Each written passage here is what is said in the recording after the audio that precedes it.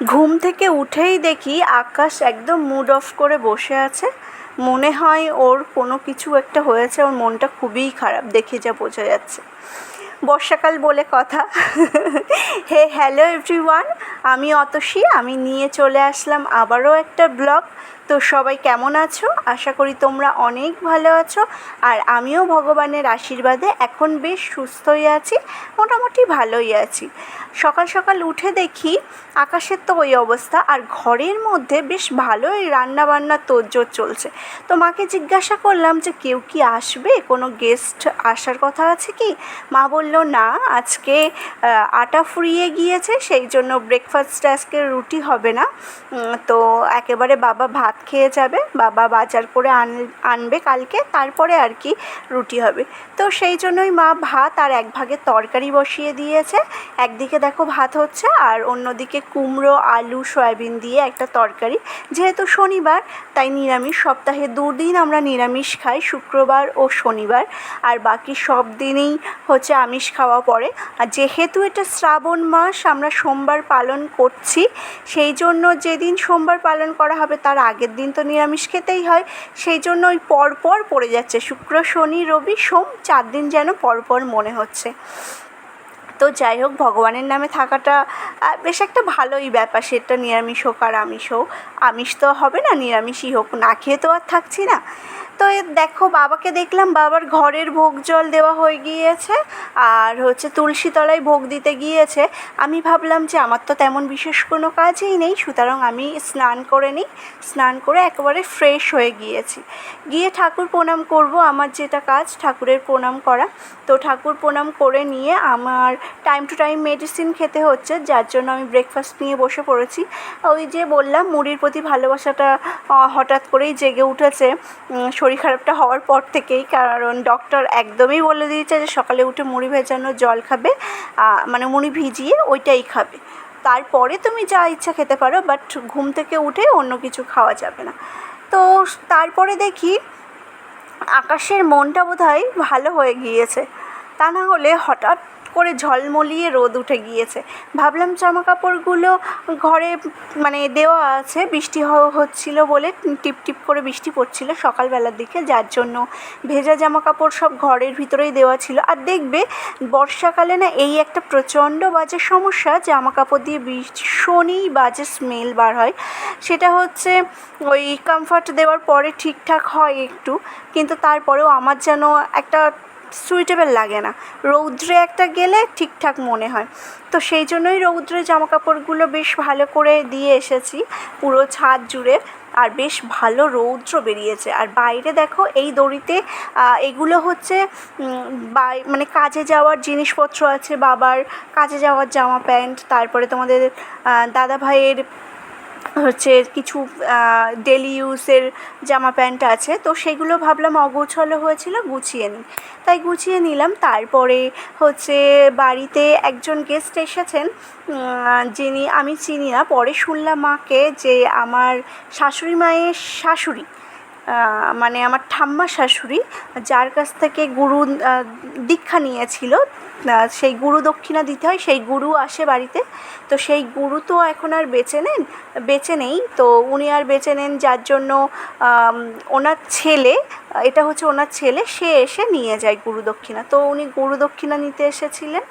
যাই হোক, মা দক্ষিণা দিয়েছে, আর আমি একটু চা করে দিয়েছিলাম, চা বিস্কিট দিয়ে। তারপরে আজকে দেখো ওই 6-7টা মতো কলা ছিল, যেগুলো ধামে মা নিয়ে এসেছিল অনেকটাই, কিন্তু ধামে বাবার ফ্রেন্ড সার্কেলরা সবাই খেয়ে তাদের বাড়িতে নিয়ে গিয়েছিল। এবার খাওয়ার জিনিস কাউকে তো আর না বলা যায় না, আর বিশেষ করে বাড়ির গাছের জিনিস মনটা না ভালোই লাগে যখন অন্য কেউকে মানে খাই বা অন্য কাউকে দেওয়া হয়। তারপরে ভাবলাম যে এই অল্প কটা কলা আছে, এটা আর মামার বাড়ি কীভাবে নিয়ে যাব, 6-7টা মতো আছে, তাহলে এক কাজ করি, এটার কলার বড়া করি। সেই জন্য দেখো হচ্ছে কলাগুলো বেশ ভালো করে প্রথমে ম্যাশ করে নিয়েছি, খোসা ছাড়িয়ে, মানে মা নিয়েছিল। তারপরে লবণ, যেহেতু কলাটা খুবই মিষ্টি ছিল তাই 2 চামচ মতো চিনি দেওয়া হয়েছে, আর কালো তিল বলবো না, কালো জিরা, সেটা দিয়েছি অর্ধেক চামচ মতো। দিয়ে ভালো, আর ময়দা আটা দুটো মিক্সড করে দিয়ে ভালো করে মাখিয়ে রেখে দিয়েছিলাম রেস্টে অন্তত 10 মিনিট মতো, চিনিটা যাতে গলে যায় ঠিকঠাক। তারপরে কড়াই তেল দিয়ে দিয়েছি, তেলটা গরম হয়ে আসলে বড়ির আকারে কেটে কেটে বেশ ভালো করে ভেজে নিতে হবে লাল লাল করে। আর গ্যাসের ফ্লেমটা একদমই লো রাখতে হবে, কারণ হাইতে দিলে কালার চলে আসবে, ভিতর থেকে কাঁচা থেকে যাবে। সেই জন্য একদম লোতে রেখে একটু হাতে সময় নিয়ে উল্টে পাল্টে ভাজতে হবে। এটা এমন একটা জিনিস, তালের বড়া বলো, কলার বড়া, আমের বড়া, যে কোনো বড়া করার সময় দেখবে যে যদি তুমি চাপিয়ে দিয়ে চলে আসো তাহলে এক সাইড পুড়ে যায় আর তিতো একটা ভাব চলে আসে, সেটা খেতে অতটা ভালো লাগে না। সেই জন্য দাঁড়িয়ে থেকে হাতে সময় নিয়ে করলে তার স্বাদটা দ্বিগুণ হয়ে যায়। এখানে দেখো প্রথম ব্যাচ উঠে গিয়েছে, একে একে সব ব্যাচ করা হয়ে গিয়েছে। আর আমার শরীরটা খারাপ, তো ভাজাভুজি খাচ্ছি না, তাও 5টা নিয়েছি। মানে খেয়ে আমার বড়া টড়া খেতে সত্যি খুব ভালো লাগে। তো খেয়ে দেখছিলাম যে কেমন টেস্টটা হয়েছে। সত্যি বলতে খুবই খুবই টেস্টি হয়েছিল।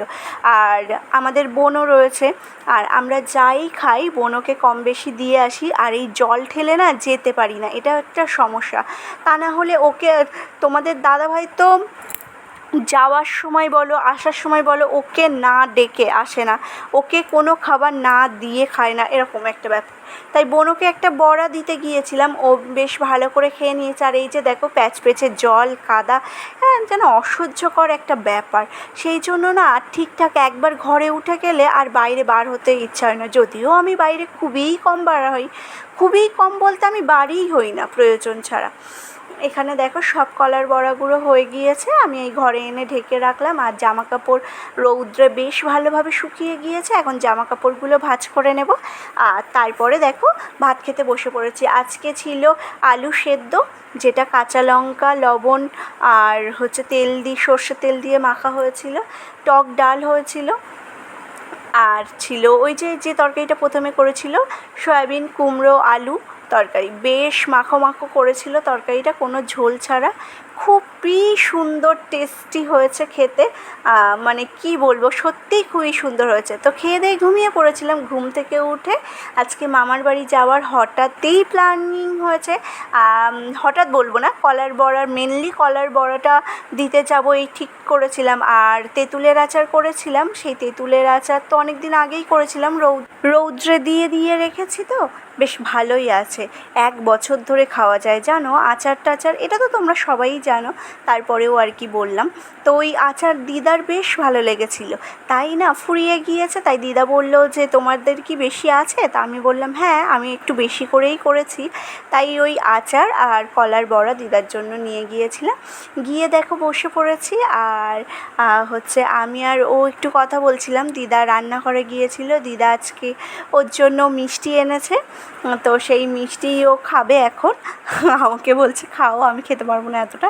আর ও তো জানোই প্রচণ্ড লাজুক, লজ্জাবতী লতা যাকে বলে, মানে ভিডিও করলে ওর গায়ে যেন অস্বস্তি হয়, এরকম একটা ব্যাপার। তো যাই হোক, খাওয়া দাওয়া করে দিদার সাথে দেখা করে বাড়ি চলে এসেছিলাম। আজকের মতো তাহলে এই পর্যন্ত, টাটা।